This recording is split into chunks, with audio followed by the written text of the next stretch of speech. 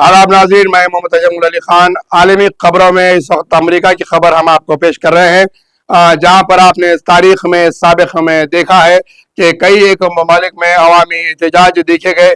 जिसमें लीबिया में इनकलाब उठा, मिस्र में आया, और इराक में आया, ईरान में हुआ, शाम, सीरिया, अफगानिस्तान, पाकिस्तान जैसे ममालिक के अंदर, बांग्लादेश जैसे ममालिक के अंदर इनकलाब उठे और इनकलाब का सामना बड़े बड़े हुक्मरानों को अपने तख्त ताज छोड़ते हुए, अपने महलात छोड़ते हुए जाना पड़ा। तो उसकी तरह का एक इनकलाब आप अमेरिका में शुरू हो रखा है। ट्रंप की पॉलिसियों के खिलाफ अमेरिका के तमाम रियासतों में सैकड़ों अवाम ने एहतजाज करते हुए उतर आया है, जहां पर दीगर ममालिक के अंदर एहतजाज के लिए अमेरिका की पीछे से पुश्त पनाही रही, या फिर अमेरिका की अंडर टेबल पॉलिसी रही, या अमेरिका की जो है रास्त कहीं पर मदाखलत रही कि हुक्मरानों को उतारने के लिए, ममालिक के तख्ते पलटने के लिए। ये बात मशहूर है, अखबारात की सुर्खियां बताती हैं और तारीख के वीडियोस बताते हैं कि अमेरिका ने हर जगह पर अपने इख्तलाफात या फिर अपने पॉलिसियों के तहत, अपने मंसूबों के तहत जो है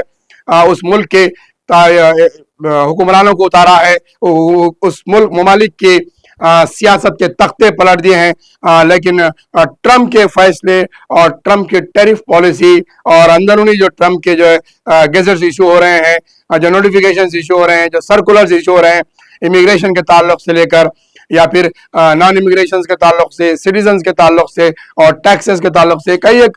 मुख्तलिफ जो है ट्रंप के ताल्लुक के पॉलिसीज हैं,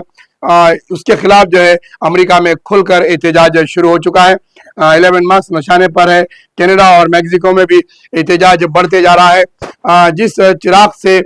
सारी दुनिया को लगी थी आग, वही चिराग आज घर जलाने निकला है।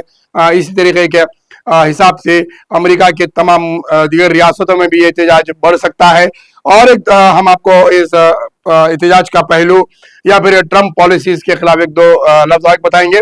कि जब कभी भी किसी भी हुक्मरान को